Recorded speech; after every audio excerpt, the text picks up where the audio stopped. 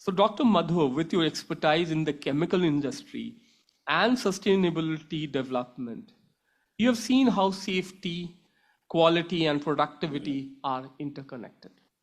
In your view, how can embedding a robust safety culture drive quality and productivity while strengthening the resilience and contributing to a sustainable future? Over to you, Dr. Thank you. Brilliant question. Thank you once again. Safety culture के बारे में हम लोगों ने काफ़ी बात की. एक डॉक्टर सिडनी डेकर करके हैं, आप लोगों ने नाम सुना हो तो उनका एक बड़ा अच्छा सा कोट है, मैं यहाँ पे कोट कर रहा हूँ उसको. Safety is not something which can be added to the work, it is the way to do the work. कितना लोग सहमत हैं? करेक्ट. सो अभी हम सेफ्टी को जब हम बात कर रहे हैं कि हमें क्वालिटी मेरा अंडरस्टैंडिंग है दैट इज बाई प्रोडक्ट. यदि आप सेफ्टी से काम कर रहे हैं तो क्वालिटी ऑटोमेटिकली आएगा. तो इस क्वेश्चन को हम दो पार्ट में डिवाइड कर लेते हैं. First is performance. Correct. Performance दो सी से मिलकर बना है. पहला सी है कॉम्पिटेंसी और दूसरा सी है कमिटमेंट. एग्री? यदि हम कॉम्पिटेंट हैं, कमिटमेंट भी उतना ही है, तो सेफ्टी परफॉर्मेंस ऑटोमेटिकली आएगा. करेक्ट. दूसरी चीज हमारी कैपेबिलिटी, इसको कैसे मेजर करेंगे? तो आपको एक तो डबल सी वाला थॉट मिलेगा और दूसरा थॉट मिलेगा कि जो आपका परफॉर्मेंस है उसमें आपके इंटरप्शंस कितने हैं. यदि हम इंटरप्शंस को घटा दें तो वो आउटकम आपका परफॉर्मेंस निकल के आता है. करेक्ट. तो इंटरप्शंस क्या हैं? इंटरप्शंस हैं एक्सीडेंट्स हैं, अनसेफ कंडीशंस हैं, सिचुएशंस हैं. ये सारे क्या हैं? इंटरप्शंस हैं.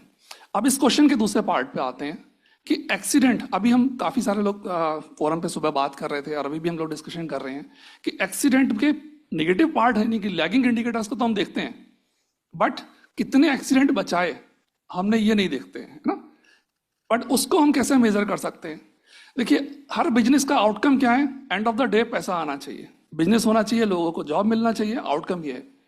यदि हम सेफ्टी में बात करें कि लास्ट ईयर मेरे इतने एक्सीडेंट थे और इस साल हमने इतने एक्सीडेंट कम किए, यानी इस साल कंपैरेटिव करें कि पिछले साल से कितने एक्सीडेंट कम हुए, क्या हम उसको रुपीज में कन्वर्ट कर सकते हैं? यस, कर सकते हैं. गूगल पे आप सर्च करेंगे तो इंसिडेंट कॉस्ट कैलकुलेटर है. जब हम सीटीसी की बात करते हैं, सीटीसी, तो हमें एक ही चीज ध्यान आती है, क्या? हमारी सैलरी कितनी है, हमारी सीटीसी कितनी है. But cost to company in terms of accident, कोई एक एक्सीडेंट हो रहा है, उस एक्सीडेंट का कॉस्ट ऑर्गेनाइजेशन को जो पड़ रहा है वो ऑलमोस्ट 11 to 30 टाइम्स है. डिपेंड करेगा आप किस तरीके से कौन से एक्सीडेंट ले रहे हैं, फर्स्ट एड केस से लेकर रिपोर्टेबल और फैटल एक्सीडेंट तक.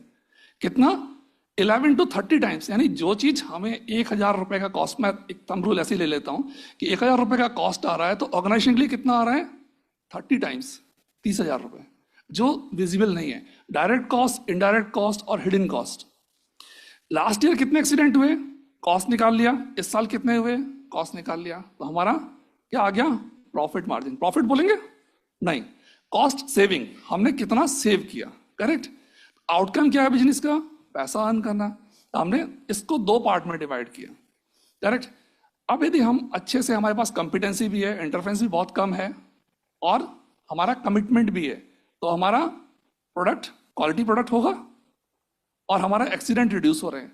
तो कहीं ना कहीं ये बात जब हम करते हैं कि हमारे सेफ्टी इन्वेस्टमेंट है ना, जब हम ये बात करते हैं कि सेफ्टी में हम इन्वेस्ट कर रहे हैं, तो ये कहीं ना कहीं हमें बहुत बड़े रिवार्ड को देखा जाता है in terms of employ motivation. Accident कम होंगे, एम्प्लॉय मोटिवेट होंगे, परफॉर्मेंस बढ़ेगा, रेगुलर ट्रेनिंग करेंगे, बार बार ट्रेनिंग करेंगे, ट्रेनिंग और रिट्रेनिंग करेंगे, है ना, तो क्वालिटी ऑटोमेटिकली आएगा. Thank you.